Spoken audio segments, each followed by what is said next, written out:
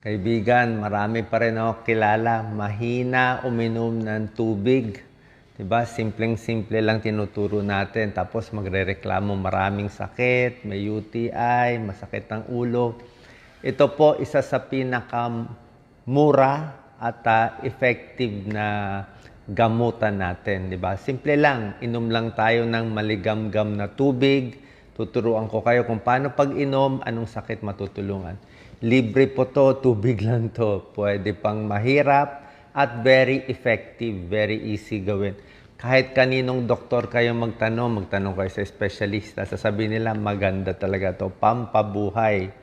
Okay? Yan ang kailangan natin. Parang halaman, paano ba mabubuhay yung mga puno dyan? Simple lang tubig eh. Diba? Pag walang tubig, patay yung halaman. Ganon din yung tao. Kailangan natin tubig kasi 70% water tayo. Kahit utak natin, 70% water. So maraming benefits, at least 10 ang matutulungan ng tubig. Tingnan nyo ha. Number 1, kung meron kayong sipon-sipon, may ubo, may sore throat, diba? May mga plema-plema. Kahit sa bata na may sipon, papainumin mo lang maraming tubig. Magtanong kayo sa pulmonologist, specialista sa baga, sasabihin, pag may plema, kailangan maraming tubig para malabnaw yung plema. Pag madikit yung plema, hindi mo mailalabas. Diba, tinuturo natin minsan, magsuob kayo. Diba, steam inhalation. Ano ba steam inhalation? Tubig din yun eh. Diba, uminom ng maligamgam na tubig, tubig din yun eh. Pag may tonsil, magmumog ng salt water. Diba, mumog, tubig din yun. Nagne-nebulize kayo, 'di ba? Nebulizer. NSS nilalagay, tubig din 'yun eh. Lahat 'yan tubig. So uminom ng maraming tubig habang naliligo ng mainit, yung sauna, pwede rin 'yan. 'Di ba? So sa sipon, sa ubo, as effective ang tubig kaysa sa mga ibang mucolytic. So yan simple lang. Kung may lagnat, let's say may fever, may flu, may colds, ano pinaka-effective sa lagnat? Tubig din. 'Di ba? Bukod sa paracetamol, inom kayo ng tubig, maligamgam na tubig. Pag ihi mo, bababa lagnat mo.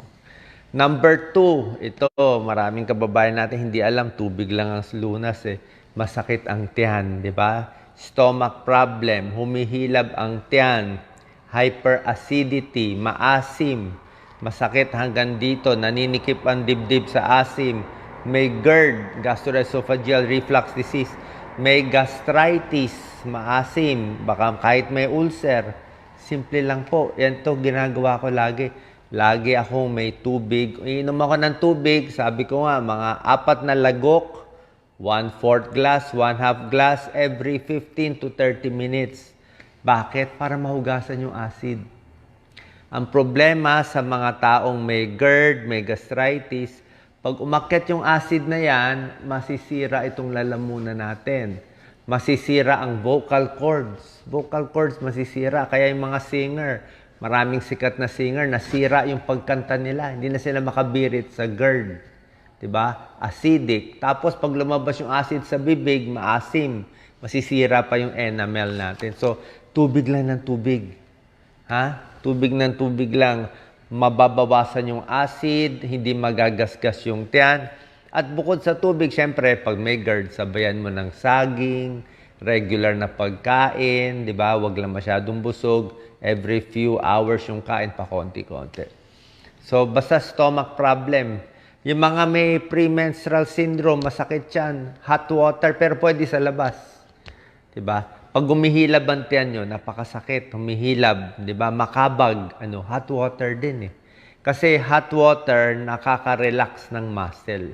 Di ba? Muscle natin, nare-relax, hot bag. So, ang tiyan, nare-relax. Ako nga, nagkukumot pa ako sa tiyan. Pag makulo ang tiyan ko, pag nagtatae, makakalma ang tiyan. Okay? Maligamgam na tubig, gusto nyo medyo hot, okay lang. Number 3, benefits ng hot water or kahit simpleng tubig, constipation. Yung mga hindi makadumi. Bakit hindi makadumi?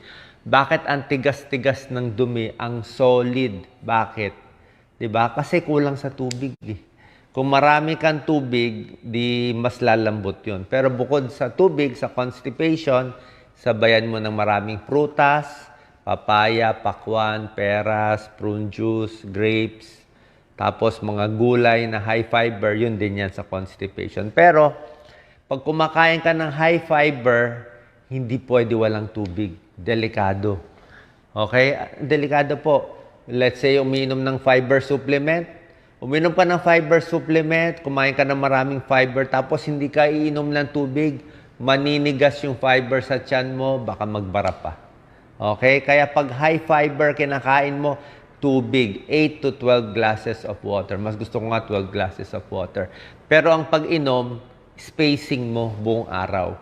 Kaya nga paggising sa umaga, ako minom ako warm water, madaling araw. Pag gumising ako ng mga 3 a.m., yan, pag iihi ako 3 a.m., inom na ako sa basong tubig.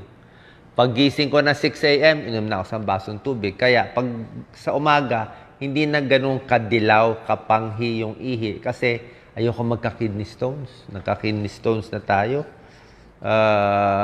So yan One, sa mga lahat ng pulmonary problem. Second, lahat ng stomach problem. 3, sa constipation. 10 to. Number 4, sa utak. Very important ang tubig sa utak. Yung mga batang hindi makasagot, imbis na paluin mo ng paluin yung kamay, paluin mo yung puwet. Huwag mo nga papaluin painumin mo ng tubig. Pag tao na dehydrate, let's say na heat stroke, na dehydrate, ano unang papalpak? Yung utak ang unang papalpak. Hindi na makafocus, hindi na makasagot, hindi na makatrabaho. Yung utak ang unang nawawala, humihina ang function pag dehydrated. Diba? Ano ang migraine? Migraine, minsan kulang lang sa tubig yan Headache, masakit ulo, kulang lang sa tubig yan. Dehydrated yan. So, more water nagbo-boost ng brain activity and reduce anxiety. Diba? Pamparelax ang tubig. Diba? Pag nervyos, inom ka lang ng tubig.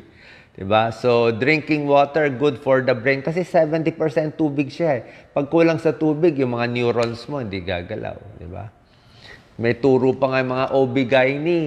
Dagdag ko lang side lang. Yung mga hindi makabuntis na lalaki. Hindi makabuntis na lalaki, inom daw ng maraming tubig. Kasi gusto mo yung semilya, wag din masyado malapot. Gusto mo malabnaw yung semilya para makalangoy papunta dun sa egg cell, di ba? So, tubig lang. Actually, lahat ng sakit, maiikot ko dito Hindi nyo lang ginagawa. So, sayang, libre. Sabi niya, wala tayong pera pambili ng gamot. Wala tayong pera pang lab test. Wala tayong pera pang opera. Ito na nga tubig na lang tinuturo. Kaya nga, mapapainom ka ng tubig dito. Number 5, yung gusto gumanda, di ba? Bakit ang dry ng skin, di ba? Bakit lumulubog yung mata? Dehydrated yan. Yung mga nagtatae, di ba? Pag nagtatae, tubig, di ba? Ang kailangan mo. So, pag nagtae, na dehydrate ka, lulubog yung mga mata mo. Hindi maganda. Gusto mo malambot siya. Para malambot siya, kailangan well-hydrated ka. Tingnan mo yung mga halaman, yung mga dahon. Huwag mo diligan. Ano mangyayari siya? Kulubot. Pag diniligan mo ang pinuno mo ng tubig, yung mga bamboo, ang ganda ng halaman. Ganon din yung tao. Kaya nga, pag ang tao hindi uminom ng tubig, 3 days patay na. Diba? 3 days na mamatay ang tao without water. Pero, basta may tubig, kahit hindi ka kumain, mabubuhay ka pa 40 days. Diba? Yan ang ginawa ni Jesus, diba? 40 days, nag-fasting, pero uminom siya ng tubig. Kaya kaya niya 40 days. Kaya tubig talaga pampabuhay. So, number 5, good for skin, good for hydration. Kailangan yan para maka-perform yung mga enzymes natin sa katawan. Number 6, ito pinakamagandang style sa tubig. Ano tong number 6? Pampapayat. Bibili pa tayo ng mamahaling pampapayat. Simple lang pampapayat. Bakit? Bago ka kumain, uminom ka ng 2 basong tubig. Diba? So, ang tiyan kasi natin may capacity lang yan Pag nilagyan mo na siya ng 2 basong tubig or uminom ka ng mainit na sabaw, 1 tasang sabaw, medyo may laman na yung tiyan mo. Diba? Medyo busog ka na. So, pag medyo busog ka na, hindi ka na makakain ng marami. Mas konti makakain mo kasi nalagyan mo na ng warm water. Okay? Ba't gusto natin warm water? Explain ko na sa inyo. Sisingit ko na. Tingnan nyo sa Japan, ba't lahat sila warm tea? Di ba? Tingnan mo sa India o sa China, lahat warm tea. Kasi nga kahit sa Eastern medicine, maganda ang warm. Mainit, kahit konting tsaa. Usually, tubig lang naman yun konting tsaa lang So, warm water, alam nila maganda sa tiyan, maganda sa katawan.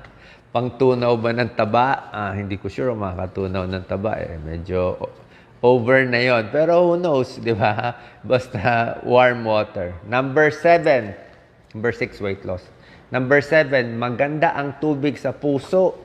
Ako po, cardiologist. Puso and circulation, di ba? Maraming tubig, good for brain circulation, good for heart circulation. Plus, sabayan mo ng exercise, di ba? Lakad-lakad. Habang nag-exercise, dapat dagdag tubig. Bawat 1 hour na lakad mo, 1 o 2 basong tubig, dagdag pa kasi pinawisan ka Alam nyo to, kahit sa mga kapwa kong cardiologist, may bagong pag-aaral bago lang to siguro, last year lang. Nakita nila, yung taong dehydrated, sila nagkaka-heart failure. Baliktad. Diba sa heart failure, may manas, ayaw nga natin bigyan ng tubig kasi manas na. Pero nakita nila, yung mga taong kulang sa tubig nung wala pa silang sakit, sila ang humihina ang puso. Hindi nila ma-explain bakit, pero naisip nila, pag ang tao dehydrated, hirap yung katawan. Diba? Kulang sa tubig So, laging hirap yung katawan, nahirapan yung puso. Sabihin ng puso, pinahirapan mo ako, di mag-heart failure na lang ako, mag-heart disease na lang ako. So, para hindi mag-heart failure, kailangan kompleto sa tubig. Okay? Number 8, the most important sa lahat. Pag-inom ng tubig, ito talaga number 1. Actually, number 1. Number 8, kung mahal nyo ang kidneys nyo, takot tayo sa dialysis, takot tayo sa kidney transplant, takot tayo sa UTI, bato sa bato. Wala na talagang sagot, tubig lang. Diba? Ako, nagka-UTI na ako, sobra-sobra sakit. Si Dr. Lisa na UTI na yan. Nung nasa PGH ako, na UTI ako kasi hindi pala UTI. UTI tsaka kidney stones. Kasi hindi nga ako umiinom. Gusto ko ikutin yung mga pasyente na mabilis. So, minsan pupunta pa ako sa CR, natatagalan ako. So, matipid ako uminom ng tubig. Mali. Nag-kidney stones, sobra sakit ang kidney stone. Grabe. Mapapaiyak ka. Para kang dumudumi ng hindi dumudumi. Yung pala naipit na yung bato. So, anong solusyon? Tubig lang. Inom ka 12 glasses up to 16 glasses of water. Maximum po natin 16 glasses. Huwag na kayo lumampas. Gusto ko maraming tubig pero hanggang 16 lang. Kasi lapas 16 glasses, baka lumabnaw masyado. Problema natin, hyponatremia, hindi rin maganda. Hanggang 16, i-balance mo. Okay? On the average. So, kidney, UTI. Kung may UTI, tubig lang. Matanggal yung bacteria, hugasan mo. May prostate problem, prostate and UTI, prostatitis, tubig din. Diba? O, lahat. Malaking tulong siya, hindi siya makakasama sa 99.9% ng tao. Yung mga malapit na mag-kidney failure. Ang kidney failure kasi stage 1 to stage 5. Pag kidney failure stage 5 na, talagang di na umiihi, magdadialysis na, hindi ka na papainumin ng tubig. Paano? I-hospital na diba? Iba yun dulon-dulo. Pero yung kidney failure, kidney disease na maaga pa, yung stage 1, stage 2, stage 3, yung medyo mataas pa lang yung creatinine konti. Siguro creatinine yung mga 2, mga ganun lang. O dun sa isang number, kung mga 150, 200, sasabihin ng nephrologist nyo, inom ka maraming tubig, 3 liters a day. Habang umiihi pa yung may kidney disease, gusto mo inom siya ng inom para sinusubukang mailabas pa, maibaba pa yung creatinine. So, paano mabababa? Pinipilit mo pa i-flush kasi nasisira na yung kidneys di ba? Nagbabara na. But nasira kidneys, diabetes, high blood, uminom ng tubig. So, pinipilit mo pa uminom, tubig din na solusyon. Kaya takot tayo masira ang kidneys, uminom na kayo ng tubig, walang sisihan. Okay, napanood nyo na to. Detox din, detox. Gusto mo ng detox? Eastern medicine, tubig din naman Kahit ano, i-detox siya. Hindi ko sinasabi magic lahat. Pero the point is, wala naman masama. Yan din naman gusto ng pulmonologist, tubig. Cardiologist, tubig. O, di ba? Nephrologist, tubig, lahat. Derma, tubig din naman, di ba? Okay? Panlaban sa infection, kailangan hydrated ka, di ba? Number 9, benefit, ito, sa mga muscle pain, di ba? Yung mga sobrang exercise, sobrang jogging, di ba? Nag-exercise, nagmamarathon, tubig kailangan nyo. Pero baka hindi lang tubig. Kailangan nyo siguro sports drink kung talagang nag-exercise. Plus tubig. Yung mga nagbaboxing, yung mga nasisira yung muscle, nabubugbog, yung mga taekwondo, yung mga may muscle injury, tubig kailangan nyo. Lalo na yung, diba, minsan na may nababalita, hazing, nahe-hazing. Oo, bawal yun, di ba? Ayaw natin. May namamatay sa hazing. Ba't namamatay sa hazing? Nagkulang ng tubig. Pag nag-hazing kasi, pag pinadal ang mga hita, madudurog yung muscle. Pag nadurog yung muscle protein yun eh. Magbabara sa kidney, ang sakit doon, rhabdomyolysis. Rhabdomyolysis, yung protein na dinurog sa muscle, sa kakapalo o sa kakaboxing, pwede rin yan. Pag boksingero, magbabara sa kidney. Paano natin maiiwasan? Bago kayong magpabugbog, uminom ka ng maraming tubig. 3-4 na baso. Para pag lumabas yung mga durug-durug, maipupush pa ng kidney. Baka mabuhay pa.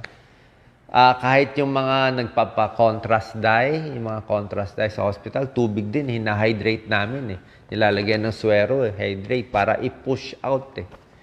May gawain pa nga kami dati sa mga kidney disease. Ito, pang doktor lang to. Lalagyan namin maraming tubig sa swero. Tapos bibigyan ng Lasix, furosemide, pampaihi. Oh. Lagay ng tubig, pampaihi. Lagay ng tubig, pampaihi. Pinipilit mo ilabas, di ba? So ito, habang wala pa tayong sakit, inom na tayo ng tubig. Ha? Doktor na yon. Pero ang point ko, the principle is the same. Yung mga may muscle pain, di ba? Hot bag, pwede rin, di ba? Muscle pain, pwede rin. Increases blood flow to the tissues. Number 10, ito, favorite nyo, nervyos, stress, di ba? Anong gagawin pag nervyos, stress? Uminom ka na lang ng tubig, tapos punta ka sa banyo, pag iihi ka. Kaya nga tinawag na rest room, di ba? Pampa-relax room eh, dun sa favorite cubicle nyo sa kubeta. Pag umihi, nare-relax tayo, di ba? Anti-stress, hot water. Bago matulog, pwede hot water din, di ba? Relax, pampakalma. Calmness, satisfaction, positive emotion. Gusto nyo pa mas maganda, gawin nyo konting green tea. Gusto nyo mas maayos pa, lagyan mo ng chamomile tea. O mamaya, ituturo ko, turmeric tea. Kaya lang yung turmeric, depende sa inyo eh. May turmeric na nakakakulo ng tiyan. So, depende. Basta konting lasa. O lemon water na hot. Diba? So, hot water mas maganda sa tiyan. Number 10, stress, anxiety, sleep. Actually, yan ang 10 benefits. Pero marami pa maidagdag eh. Number 11, lagnat. Diba? O pag may lagnat, may sakit, minom ka maraming tubig. Walang pera, walang pampagamot, walang pampadoktor, masama pakiramdam, na COVID, nagka-problema, inom ka maraming tubig. May pulmonya, kailangan mo rin ng tubig. Diba? So, pero dagdag pa yung ibang home remedy, hinga malalim, magsuob ka pa, diba? Para lumabnaw yung plema, hindi naman pong bawal. Oo. Bawal daw kasi baka makahawa sa iba. Di doon ka lang mag-isa. Number 12, prostate problem. Tubig din. Okay din yan. Kasi yung mga may prostate na mga lalaki, ano rin UTI din na problema niya eh. Ayaw natin magdami yung bakterya sa pantog, ihugasan mo. Meron pa ako dagdag, number 13, uric acid. Oh, may gout. Ano gamot sa gout? Tubig. Hindi nyo alam, gamot sa gout, tubig. Uminom ka ng maraming tubig para ma-wash out yung uric acid.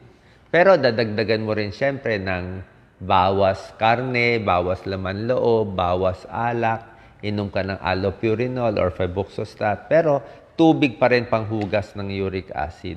Pag kidney stones, yun yung pangbanat natin. So, ang dami talagang benefits ng tubig. Dapat clean water, syempre. Ano ang side effect? wag lang sobrang init, di ba? Pero may tao, kaya ng mainit kasing init ng kaya nila. Baka mapaso ka, di maligam-gam na tubig. Sabi ko, hanggang 16 glasses a day lang. Wag susobra. Malinis na tubig, wag kang kukuha ng hindi malinis. Alam nyo, kahit anong sakit, let's say may cancer, may malalang sakit. Siyempre, hindi naman gamutan tubig sa cancer, pero ayaw mo lagi dehydrated ka. Yung mga may edad, yung mga above 50, above 60 years old, mahina na yung uhaw nila. Hindi na sila nauuhaw. Kaya, wag mo sabihin, hindi ako nauuhaw, hindi ako iinom Tingnan mo yung kulay ng ihi mo. Pag ang kulay ng ihi mo dark, inom ka na ng tubig.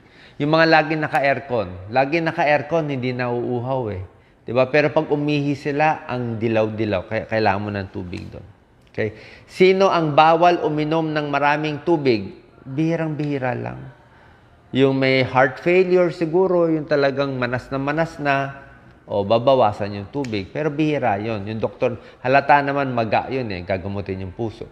Kidney failure, yung hindi na umiihi, magdadialysis na, siguro babawasan yung tubig. Pero otherwise, sa 99.9% ng tao, pwede ang tubig. Sabi ko nga, mapapainom kayo ng tubig Ang daming benefit. Lalo na nung mga panahon ng mga may gera, may gulo, walang pera, recession, walang doktor, walang mapuntahan, tubig lang Yun na lang iniinom nila. Ina-adjust nila kung gaano karami. Like pag sa ulcer, pa konti-konti, a few para mahugasan. Diba? So sa umaga, sa may kidney stones, pag may kidney stones, kahit sa gabi, iinom Kasi pwede magbuo yung kidney stones sa gabi. So meron lang timing din Tapos sa akin, warm water is better. Kung malamig ang panahon, mainit ang panahon, okay lang ang warm water. Kung gusto nyo malamig, wala namang kaso. Kung bata ka, nag-exercise ka, gusto mo malamig, okay lang naman. Pero yung warm is maganda. Hindi lang warm water na iniinom, marami pang benefit niyan. Warm water sa tiyan, yung hot bag. Diba? Masakit ang muscle, warm din. Maligo, sauna, warm din. Lahat yan nakakatulong. Kasi tubig nagpapabuhay sa atin. So share po natin sa mga kaibigan nating matigas ang ulo na malungkot sa buhay. Sabi, hindi ko kaya magpa-check up, walang pera, libre na nga Diba? So bukod dito sa tubig, dagdagan mo pa ng ibang home remedies, depende dun sa sakit. Search nyo na lang po. Salamat po, God bless. Sana nakatulong to para healthy tayong lahat.